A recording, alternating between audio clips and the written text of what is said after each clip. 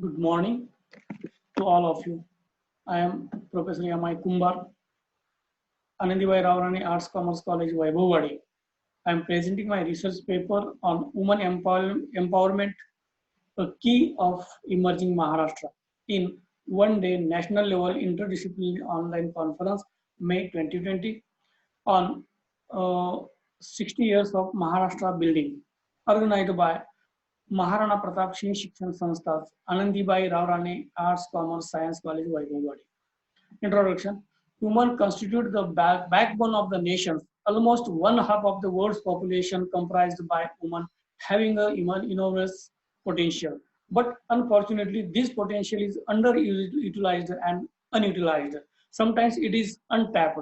But empowerment of the woman is prerequisite for sustainable development of the nation.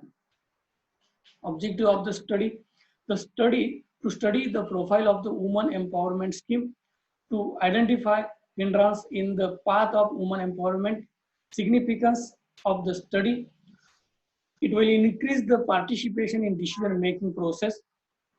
Secondly, it will create a self-sufficiency among the women. Research methodology. Research paper is relied upon secondary data. Researcher has collected related information from the reference book, research paper, periodicals, government publications, and related government websites through internet. Scope of research. Research covered important schemes, skill trainings, educational facilities provided by the government for the woman without age barrier. Also, it reflects the customized limitations of the woman. A definition of the woman empowerment is: woman empowerment refers to increasing the spiritual, political, social, economic strength of the woman. It often involves developing the confidence in their own capacities. Historical background of the concept is: till 1975, the International Women's Year, the question of woman emancipation was treated as a non-issue in the politics. But emancipation of women has become a part of the political agenda of every political party in these countries. The woman empowerment concept was first time introduced in International Women's Conference in 1985 at Cairo, Nairobi.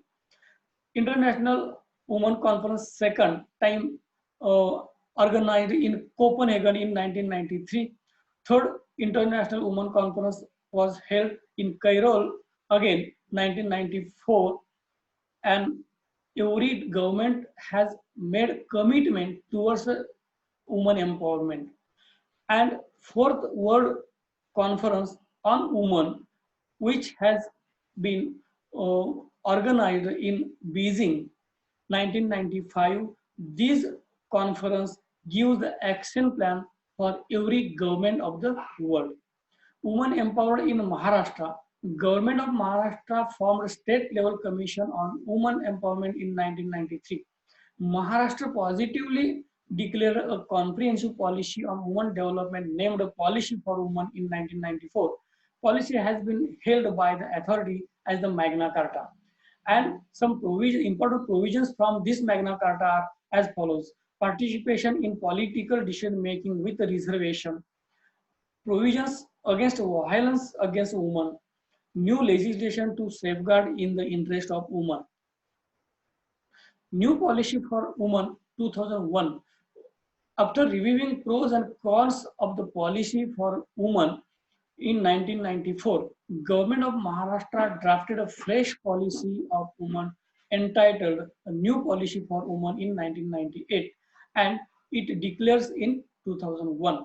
The total schemes or provisions in this scheme, this policy was 12.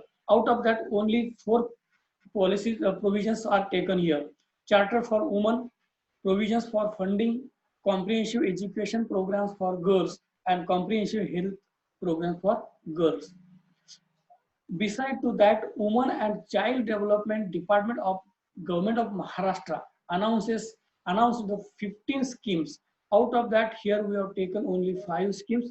that is Maji Kanya Bhagyasri scheme, Beti Bachao Beti Padhao scheme, Bal Sangopan Yojana, Rajiv Gandhi National Creche scheme, Indira Gandhi Matrutva Sahyog Yojana, and beside to that schemes, government has also announces some loan schemes and assistance schemes to the woman. Out of that, only five is given here. Stree Shakti package for women entrepreneurs, Udyogini schemes, Mahila Udyam Nidhi schemes, Mudra Yojana scheme for women, Orient Mahila Vikas Yojana scheme. After that, some scholarships are also provided by the state and national governments. Beside to social welfare department, the scholarship and free ships, another some scholarships are provided for the excellence of the students, women or girl students.